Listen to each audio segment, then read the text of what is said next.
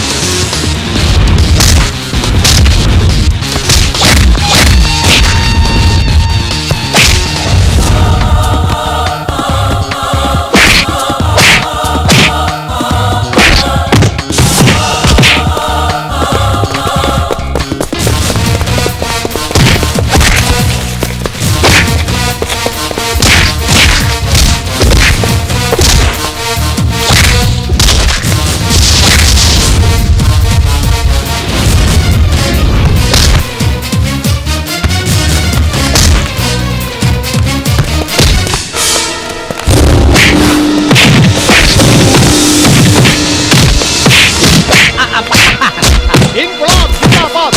இந்த படம் போதுமா? இன்னும் கொஞ்சம் வேணுமா? இன்குலாப் ஜிந்தாபாத்.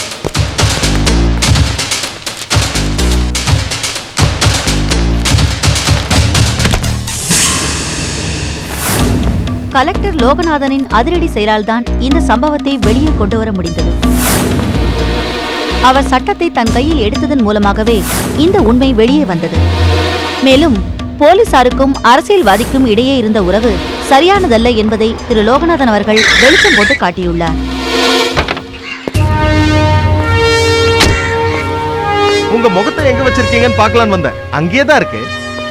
அது என்னன்னே தெரியல, ஜோசியம் பார்த்துட்டு வரலான்னு திடீர்னு தோணுச்சு.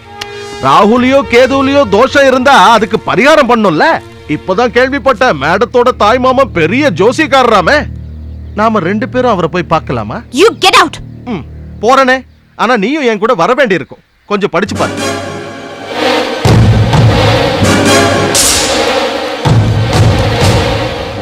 படிக்க தெரியல. உன் மாமன் கையில விளங்க மாட்ட சொல்லி கோர்ட் ஆர்டர்.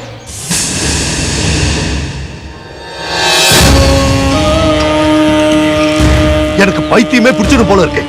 அவன் நம்மள வேரோட புடுங்கணும்னு கங்கணம் கட்டிட்டு இருக்கா. இப்படி உட்கார்ந்து இதை உருட்டுறதுக்கு பதிலா வேற ஏதாவது யோசிக்கலாம்ல.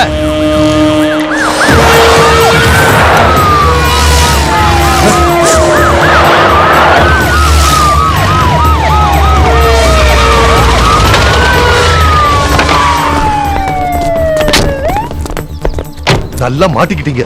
ஏதோ முடிவோட தான் வந்திருக்கான்.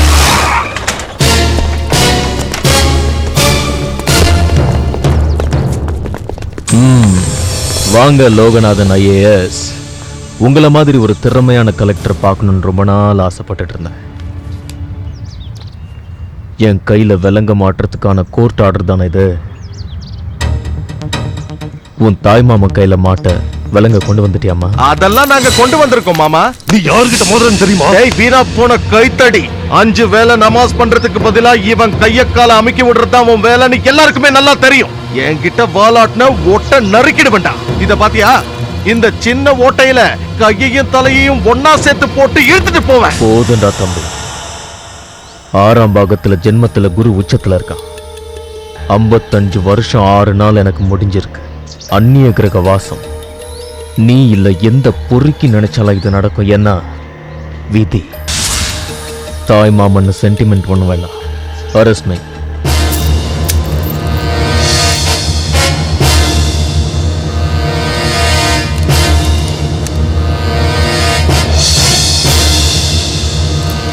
இன்னைக்கு ஒரு ராத்திரி போகட்டும். சந்திரன் கண்ணீர் ராசிக்கு போயிடும். அதுக்கப்புறம் என்ன அசைக்க முடியாது.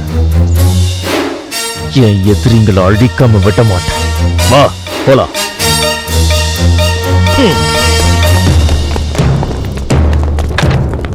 அவரை எப்படி கூட்டிட்டு போனேன்னு முடிவெடுக்க வேண்டியது நான். நல்லா எடுப்பிய முடிவு. ரோட்ல சும்மா நடந்து போற நிரபராதிகளை அரெஸ்ட் பண்ணி நியூசன்ஸ் கேஸ்னு புக் பண்ணி ஜீப்ல ஏத்தி ஊரை சுத்தி அடி அடின்னு அடிச்ச மனசாட்சியே இல்லாத உன் டிபார்ட்மெண்ட்டுக்கு இவன மாதிரி தேர்ட் ரேட் பொலிட்டிஷியனுக்கு மட்டும் என்னடி சிம்பத்தி? வாடா நீ ஜீப்ல தான்டா போய்.